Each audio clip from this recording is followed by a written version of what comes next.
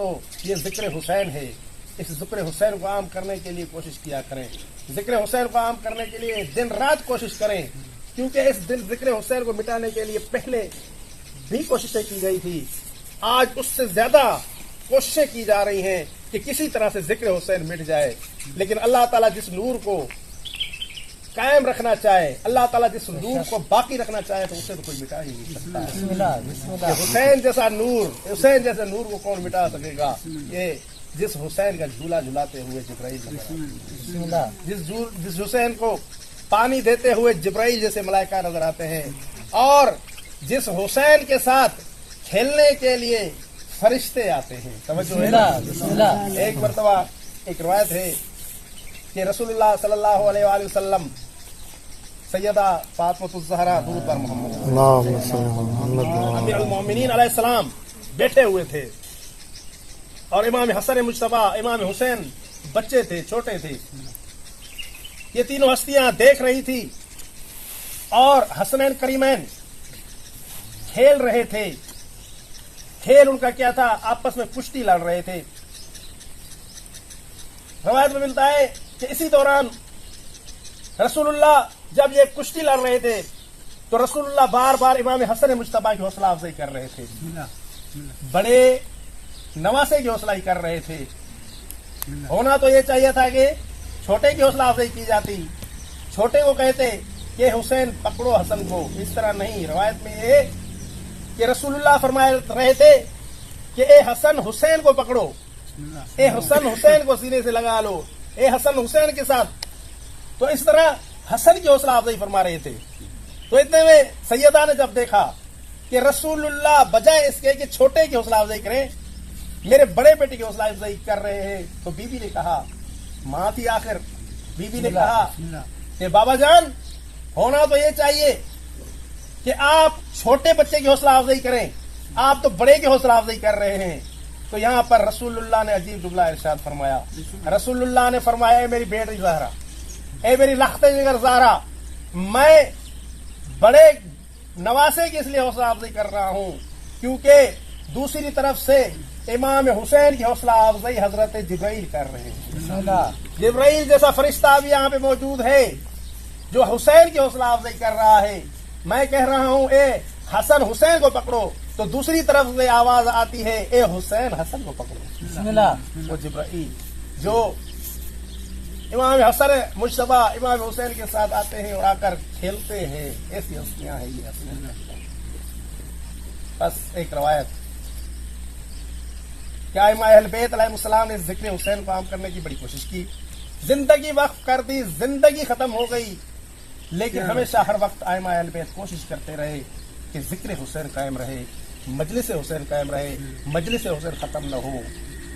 روایت میں ایک دن راوی کہتا ہے کہ میں امام کی خدمت میں حاضر ہوا, مولا امام صادق آل محمد کی خدمت میں آیا.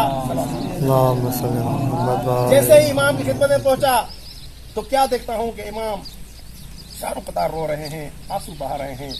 میں نے امام خدمت میں عرض کیا, مولا خدا آپ کو نہ رلائے, خدا آپ کو تکلیف نہ دے, آپ کو کیا تکلیف ہو گئی, آپ اتنا رو رہے ہیں. تو امام نے فرمایا, اے میرے صحابی, کیا تجھے معلوم نہیں کہ آج کون سا دن ہے؟ کیا تجھے معلوم نہیں میرے صحابی ہو کر کہ آج کون سا دن ہے؟ تو صحابی نے کہا کہ مولا کون سا دن ہے؟ تو امام علیہ السلام نے فرمایا, آج وہ دن ہے کہ جس دن نواسہ رسول حسین ابن علی کو شہید کیا گیا تھا. آج وہ دن ہے کہ جس دن رسول خدا کے نواسے کو بے دردی کے ساتھ کربلا کی سرزمین پر بھوکا پیاسا شہید کیا گیا. اور پھر روایت میں ملتا ہے کہ ایک مرتبہ راوی کہتا ہے کہ میں نے امام سے پوچھا, مولا آج کے دن روزہ رکھنا کیسا ہے, کیا ہم 10 محرم کے دن روزہ رکھ سکتے ہیں؟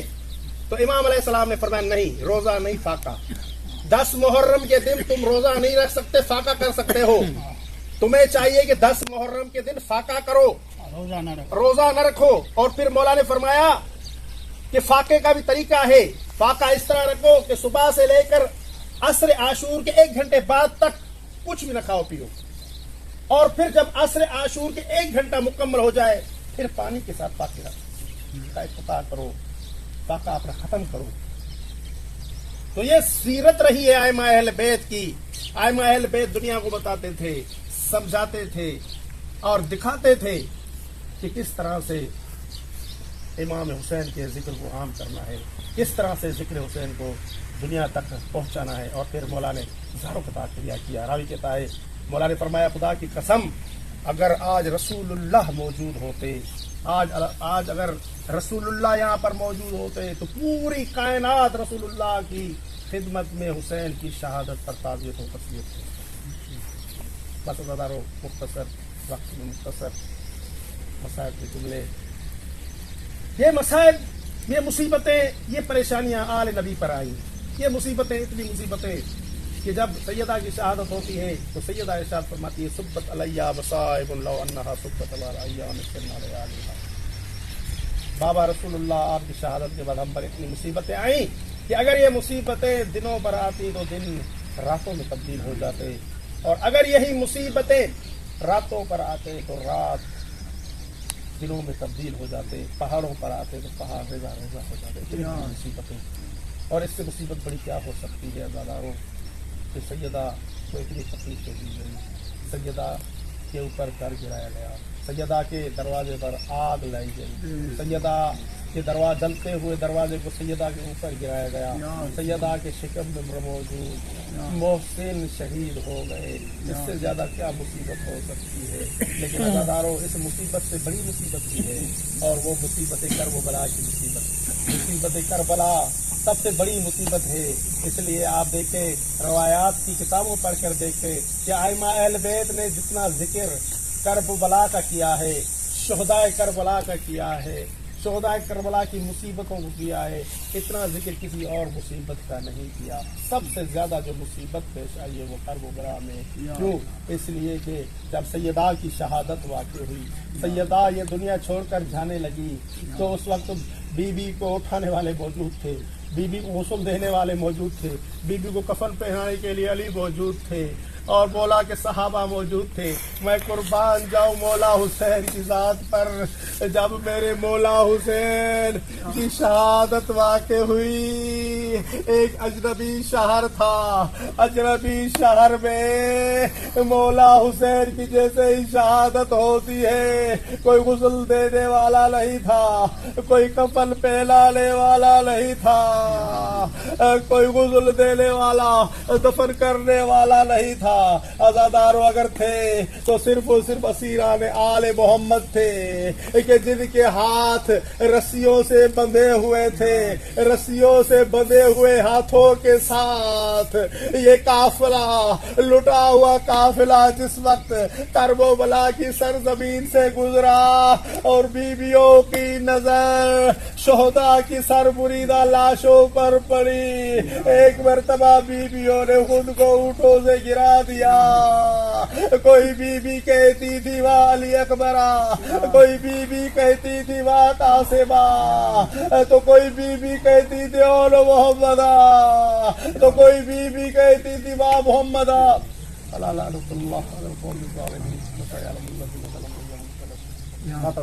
या हुसैन, या हुसैन, या हुसैन, या हुसैन, या हुसैन, या हुसैन, या हुसैन, या हुसैन, या हुसैन, या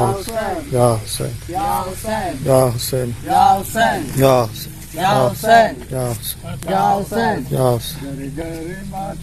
दर दर मातम तेरा होता रहे मौला मातम, दर दर मातम, दर दर मातम तेरा होता रहे मौला मातम, दर दर मातम, दर दर मातम तेरा होता रहे मौला मातम, दर दर मातम, दर दर मातम तेरा होता रहे मौला मातम, दर दर मातम, दर दर मातम तेरा होता रहे मौला चौ दर दर मातम, दर दर मातम तेरा होता रहे मौला मातम, दर दर मातम तेरा होता रहे मौला मातम, बस्ती बस्ती करिया करिया बस्ती